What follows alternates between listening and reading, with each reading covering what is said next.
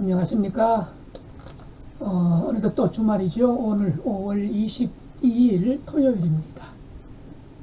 오늘 한 주를 잘 마무리하고 또 새롭게 맞이하는 새로운 한 주, 또 주님의 날을 특별하게 은혜 가운데 맞이할 수 있기를 바랍니다. 오늘 말씀은 잠언 12장 1절에서 14절입니다. 훈계를 좋아하는 자는 지식을 좋아하거니와 징계를 싫어하는 자는 짐승과 같으니라.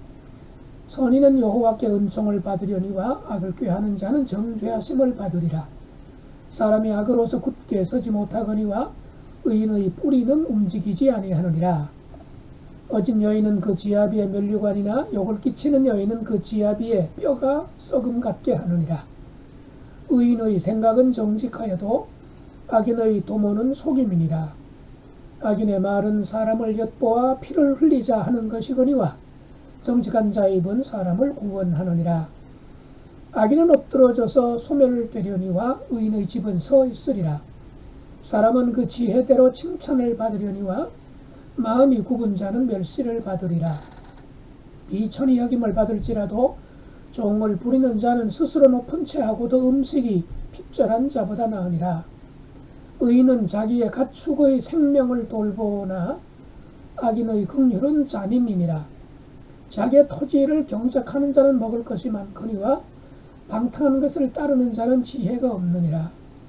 악인은 불의의 이익을 탐하나 의인은 그 뿌리로 말미암아 결실하느니라. 악인은 입술의 허물로 말미암아 그물에 걸려도 의인은 환난에서 벗어나느니라. 사람은 입의 열매로 말미암아 복록에 족하며 그 손이 행하는 대로 자기가 받느니라. 아멘. 오늘 말씀의 제목은 의인에게는 은총이, 악인에게는 정죄가. 오늘 말씀도 역시 의인과 악인을 또 지혜로운 사람과 어리석은 사람을 비교하면서 아버지가 아들에게 또 어른이 젊은이에게 교훈하는 말씀, 궁극적으로는 우리 하나님께서 우리 모두에게 주시는 말씀으로 받으면 되겠습니다. 하나님은 어떤 분이시지요? 2절, 3절, 7절, 8절, 14절 종합해보면 우리 하나님은 선하고 의로운 사람, 지혜로운 사람에게 은총을 베푸시고 반면에 악을 꾸미고 또 남을 망하게, 괴롭게, 고통스럽게 하는 사람 정죄하시는 분이십니다. 그래서 악인에게는 멸시와 넘어짐이 뒤따르게 되고 의인에게는 칭찬과 굳게 섬이 따르게 될 것입니다. 아울러 우리 하나님은 뿌린 대로 거두게 하십니다.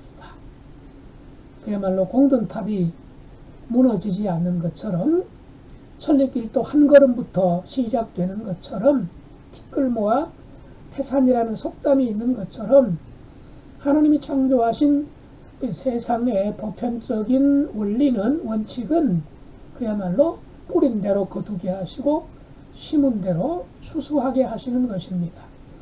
얼마나 힘쓰냐, 얼마나 노력하냐, 얼마나 성실하냐, 얼마나 정직하냐, 얼마나 근면하냐, 얼마나 용기 있냐, 얼마나 겸손하냐, 이런 것들에 비례해서 그 사람의 인생을 하나님께서 채워주시고 공급해 주시고 풍성하게 해주신다.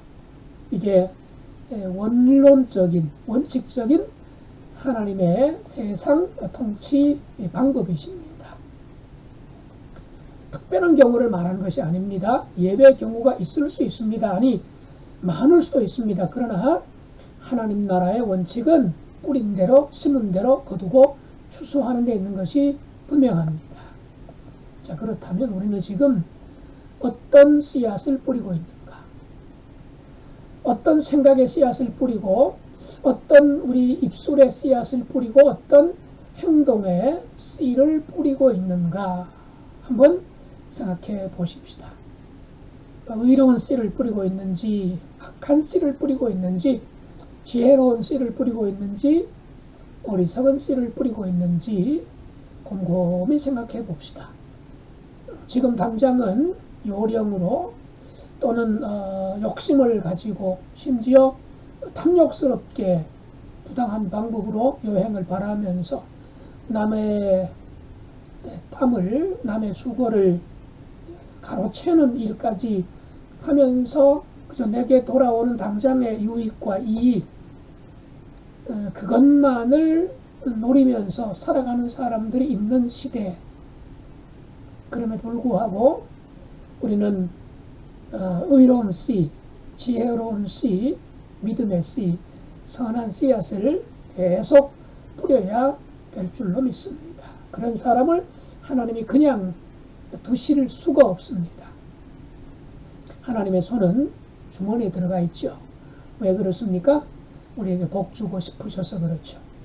우리가 부지런히 의로운 씨, 선한 씨, 지혜로운 씨, 말씀의 씨, 감사의 씨, 이런 씨앗을 뿌리고 뿌려놓으면 때가 되면 반드시 거두게 하시는 분이 하나님이신 줄로 믿습니다. 1절 보실까요? 훈계를 좋아하는 자는 지식을 좋아하거니와 그랬습니다. 훈계, 다른 말로 하면 꾸지람이죠. 나무람이죠. 우리가 잘못된 길로 가거나 옳지 못한 어떤 생각이나 말이나 인생을 살아갈 때 옆에서 야단 쳐주는 사람, 그런 것들 사실 참 듣기 좋아하는 사람이 누가 있겠습니까? 부담스럽거든요. 귀에 거슬리거든요.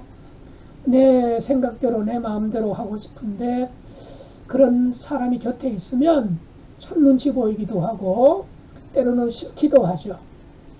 보이지 않는 곳에서 그저 내 생각대로 내 마음대로 살고 싶은 생각이 들 수도 있을 것입니다. 그러나 오늘 말씀하십니다. 훈계를 좋아하는 자는 지식을 좋아한다 그랬습니다. 무슨 뜻일까요? 바로 자신의 부족함을 인정하는 것이 지혜라는 것입니다. 그래서 내 약한 부분, 내 약점, 내 모자라는 부분, 내가 알지 못하는 것들을 또는 내가 잘못하고 있는 것들을 누군가가 말해줄 때에 그것을 잘 받아들일 수 있는 열린 마음, 수용하려고 하는 개방된 태도, 이런 태도, 이런 마음을 가진 사람이 지혜로운 사람이지요. 반면에 배워서 자기 결함을 고치려 하지 않고 당신이 뭔데? 자네가 누군데? 네가 뭔데? 하면서 거부하거나 반박하게 되면 결국은 그 사람 어리석을 수밖에 없는 거고 그의 마지막은 실패가 될 것이고 그 끝에는 하나님의 심판이 기다리고 있겠죠. 겸손하게 훈계를 들을 줄 아는 사람이야말로 지혜로운 사람이요 또 하나님 앞에서도 인정받는 그런 사람이 될 것입니다. 4절 말씀 봅시다. 어진 여인은 그 지아비의 면류관이나 욕을 끼치는 여인은 그 지아비의 뼈가 썩음 같게 하느니라. 예, 어제가 21일 부부의 날이었죠. 두 사람이지만 하나다, 한 몸이다 하는 뜻이지요. 그야말로 부부는 한 몸입니다. 그러니 아내가 어질다면 아내만의 문제가 아니라 남편에게도 선한 영향력이 돌아간다는 얘기죠. 반면에 욕을 끼치는 여인 또는 욕먹는 여인, 손가락질 받는 아내, 이런 아내의 경우 그 배우자인 남편에게도 부정적인 영향력을 끼친다는 얘기지요. 자, 이 4절 말씀을 꼭 여인 이 단어만으로 읽지 말아야 되겠지요. 여인이라는 말 대신에 남자 또는 남편, 남성 이렇게 대입해서 읽어보는 것도 좋겠지요. 어진 남편은 그 아내의 면류관이나 욕을 끼치는 남편은 그 지거미의 뼈가 썩음 같게 하느니라. 이렇게 읽을 수도 있습니다. 왜냐하면 잠언은 아버지가 아들에게 주시는 말씀으로 그렇게 일단 1차적으로 기록이 되어 있고 그걸 목적으로 기록되었기 때문이지요. 오늘날의 관점으로 보면 부모가 자녀들에게 또는 어른들이 젊은 이들에게 남녀를 가릴 것 없이 모든 이에게 주시는 말씀으로 우리가 받을 수 있기 때문입니다. 그러니 남편에게도 해당되고 아내에게도 해당되는 말씀이지요. 요점은 뭐겠습니까? 아내의 일은 아내에게만 영향을 끼치는 것도 아니고 남편의 일은 남편에게만 영향을 끼치는 것도 아니다. 왜? 한 몸이기 때문입니다. 여러분이 여러분의 배우자에게 좋은 영향력, 여러분 때문에 여러분의 남편이나 여러분의 아내가 기뻐하고 복되고 하나님 앞에 칭찬받을 수 있는, 그래서 둘이 한 몸을 이룰지로다 말씀하신 하나님의 그 말씀이 여러분 부부에게 거룩한 은총으로 임하게 되기를 간절히 바랍니다. 9절 말씀 볼까요? 비천히 여김을 받을지라도 종을 부리는 자는 스스로 높은 죄하고도 음식이 핍절한 자보다 나으니라. 예, 비천히 여김을 받을지라도, 즉 남이 보기에 좀 대수롭지 않은 사람, 잘나지 못한 사람, 남들의 눈에 비친 내가 비록 보잘것없다 할지라도 종을 부리는 사람, 사실은 뭡니까? 겉은 좀 누추하고 좀 이렇게 형편없다고 할까요? 보잘것없는 그런 사람인 것처럼 비춰진다 할지라도 가슴이 꽉 들어 찬 사람, 외유 내강이라고 할 수가 있겠죠. 바로 그런 사람이 중요하다는 거죠. 즉 남이 나를 어떻게 보느냐에 너무 신경 쓰는 것 옳지 않다는 얘기지요. 그렇다고 남을 전혀 의식하지 않고 그냥 자기 마음대로 살라, 그런 뜻은 물론 아닙니다. 중요한 것은 남이 나를 어떻게 생각할까, 여기에 민감하게 사는 것이 아니라 실제로 나는 나를 어떤 존재로 어떤 사람으로 생각하면서 살아가느냐, 굉장히 중요하죠. 바로 자존감의 문제입니다. 내 존재 자체를 의미 있게 소중하게 여기며 살아가는 사람, 이걸 이제 자존감이 높은 사람이라 그러죠. 사회적으로나 경제적으로나 또는 여러 가지 면에서 평균보다도 좀 못한 상황에 있다 할지라도 자기 자신을 귀하게 소중하게 생각하면서 나는 이 세상의 유일한 사람이야, 누가 뭐라 해도 나는 이 세상을 살아갈 이유가 있어, 이런 생각을 하며 살아가는 사람, 특별히 우리 그리스도인이라고 한다면 누가 뭐래도 나는 하나님이 창조하신 유일한 사람이야. 하나님이 나같이 똑같은 사람을 창조하신 적이 없어.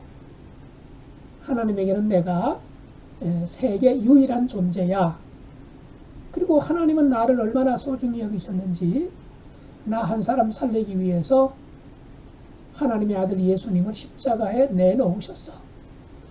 그야말로 하나님 관점에서는 예수님을 죽이면서까지 나를 살려주신 사람이 바로 나야. 나는 그만큼 가치가 있어. 이런 생각을 가지고 살아가는 것 귀하지요. 이솝 우화 중에 나귀를 팔러가는 아버지와 아들 그 이야기 좀 아시겠죠?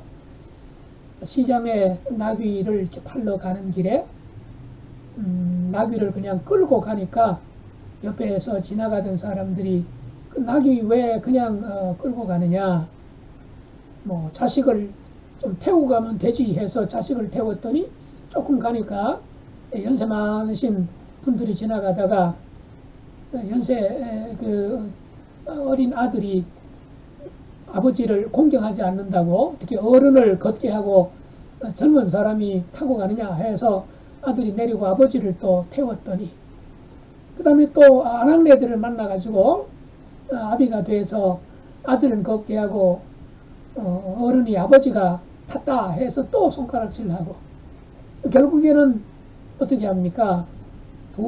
네 발을 꽁꽁 묶어서 아버지와 아들이 나귀를 메고 가다가 냇가를 건너게 됐는데, 강물을 보고 냇물을 보고 나귀가 놀라서 발버둥 치니까 그만 나귀가 떨어져서 냇가의 강물에 휩쓸려서 나귀를 잃어버렸다, 뭐 그런 이야기 아니겠습니까? 이른바 줏대 없이, 주관 없이, 그래서 남이 하라는 대로 이랬다가 저랬다가, 그야말로 남의 시선을 지나치게 의식하면 안 된다 하는 그런 교훈을 담고 있는 우화 아니겠습니까? 지혜로운 사람은 남이 나를 어떻게 보는지가 아니라 내가 실제로 어떤 사람인지를 중요하게 생각하는 사람입니다. 거칠에 포장에 너무 신경을 쓰지 않는 것. 바로 우리는 질그릇 같은 존재이지만 우리 안에 보배이신 예수님이 계시지 않습니까? 질그릇, 겉으로 보기에는 질그릇처럼 흔하디 흔한, 쉽게 깨지고 보잘것없는 아주 값싼 그릇에 지나지 않은 것처럼 보이지만 그 질그릇 안에 비밀이신 예수 그리스도를 담고 있다. 우리 모두가 그야말로 우리 안에는 주님께서, 하나님이신 우리 예수님께서, 천지의 창조주가 되신 우리 주님께서 우리 안에 계신다. 이런 좀 자신만만함으로, 물론 교만이나 거만함 그런 마음은 아니지요. 내실을 다지는데 우리가 집중해야 될 줄로 믿습니다. 아울러 마지막 10절 한번 보실까요? 의인은 자기의 가축의 생명을 돌보나 그랬습니다. 자기의 가축의 생명을 돌본다. 그 당시에 가축과 사람, 이건 그야말로 철저하게 상하 관계지요. 그런데 의인은 가축의 생명을 돌본답니다. 즉 자기 아래에 있는 생명, 자기보다 못한 무슨 신분이나 계급으로 보아더라도 자기보다는 훨씬 더 낮은 위치에 있는 생명을, 그것이 사람이 아니라 가축이라 할지라도 그 가축의 생명을 돌보는 것이 의인이라는 말씀입니다. 요즘 우리 사회에서 입양아 학대 문제라든가 또는 어린이집이나 이런 곳에서 선생님이 아이를 함부로 다루는 것들 여전히 문제되고 있고, 그것 때문에 상처 입은 그런, 또는 심지어는 생명을 잃은 그런 경우도 있고요. 또 아파하는 그 엄마 아빠들의 속상한 마음도 우리가 뉴스를 통해서 접하기도 합니다만, 또 반려견 시대, 또 고양이 함께 이쁠 때는, 건강할 때는 이뻐하고 키우고 자식처럼 대하다가도 병들면 또는 무슨 장애를 입으면 내다 버리는 경우도 있지 않습니까? 여기 의인은 자기의 가축의 생명을 돌본다 그랬습니다. 곧 생명 존중 사상을 가지고 살아가는 사람이 의인이라는 거지요. 즉 예수 믿는 사람만이 의인이 아니고, 구약적 관점에도 보면 나보다 어려운 사람, 약한 사람, 아파하는 사람, 즉 사회적 약자의 생명을 지켜줄 줄 아는, 소중히 여길 줄 아는, 나와 같은 그 생명의 가치를 가진 생명체라고 하는 생각을 가지고 살아가는 사람을 넓은 의미의 의인이라고 말씀을 합니다. 철학적으로 말하면 나 자신이 주체고요, 그다음 다른 모든 것들은 타자입니다. 주체인 나를 소중하게 여기는 만큼 타자인 모든 생명체들을 소중하게 여기면서 그들의 감정이나 그들의 고통에 민감하게 살아가는 사람, 이걸 이제 감수성이라고 하지 않습니까? 요즘 젠더 감수성이라는 말도 나오고, 또 약자에 대한 감수성, 우리 사회가 많이 좋아지긴 했지만 여전히 아직도 저변에는 둔감한 부분들이 상당히 많이 있죠. 우리 주님은 특별히 이런 약자, 소외된 사람, 아픈 사람, 따돌림 받는 사람, 이런 이들에 대한 특별한 관심과 배려와 사랑을 베푸셨던 분임을 우리가 떠나지 않아야 될 줄로 압니다. 기도합시다. 하나님 우리 아버지, 오늘도 의인과 악인을 대조해서 주시는 말씀을 저희가 들었습니다. 하나님, 우리가 예수님의 마음을 닮아서 언제나 의인의 길을 걷게 해주시고 또 사회적 약자의 소리에 귀를 기울일 수 있는 민감한 귀를 가진 사람이 되게 하시며 또 그분들의 생명을 심지어는 가축이나 반려견과 또는 식물의 생명까지도 소중하게 여기는 그야말로 지구 생태계, 기후 변화 이런 것에까지도 관심과 민감성을 가지고 살아가는 하나님 나라의 의인으로 다시 한번 거듭날 수 있도록 저희들을 인도하여 주시옵소서. 부부 간에 서로 아끼고 존중하게 하시고 배우자에게 좋은 영향을 끼칠 수 있는 그런 아내가 되고 그런 남편으로 살아갈 수 있도록 도와주옵소서. 우리 성광교회 모든 교우들의 가정이 그리고 모든 부부들의 관계가 하나님 안에서 정말 복되고 서로 돕는 배필로 살아갈 수 있도록 축복하여 주옵소서. 예수님 이름으로 기도드리옵나이다. 아멘.